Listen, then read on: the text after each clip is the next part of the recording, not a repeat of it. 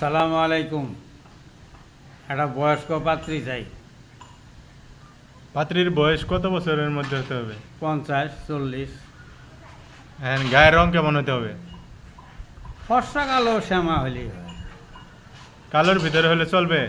কালোর ভিতরে চলবে। তাহলে 50-40 যে কোনো 50 বয়সে হলেই চলবে আপনার বিবাহের জন্য। একটা বয়স কত?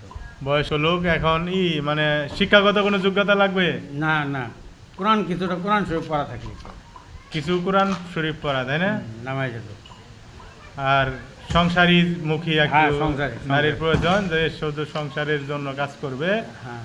আবার এই যে বিভিন্ন মেয়ে আছে ইউটিউব টিকটকে সারাদিন না, এগুলি না, এগুলি না, দিলে নাচানাচি করে চলবো না। এগুলি না। তাই এরকম একটা মেয়ে পেলে আপনি বিয়ে করবেন ইনশাল্লাহ। ইনশাল্লাহ।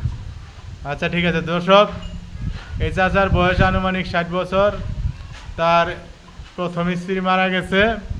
আর্থিক অবস্থা মোটামুটি সচ্ছলভাবেই আছেন। দ্বিতীয়বার আরেকটি বিবাহ করেছিল। বিবাহের পরে সেই স্ত্রী তার টাকা পয়সা নিয়ে পালিয়ে গেছে। তারপর থেকে তিনি একা জীবনযাপন করছেন। তার এই শেষ সময়ে তার পাশে কেউ নাই, তার কোনো ছেলে নেই, সে একাকিত্ব জীবন করছে।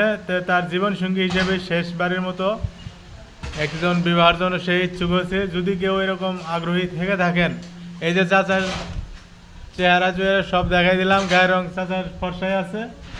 তা আপনারা সকলেই চাচার মোবাইল নাম্বার আমরা স্ক্রিনে দিয়ে দেবো, আপনারা এই নাম্বারে যোগাযোগ করবেন। এই বলে আজকের মতো এই পর্যন্তই এখানেই রাখলাম। আসসালামু আলাইকুম।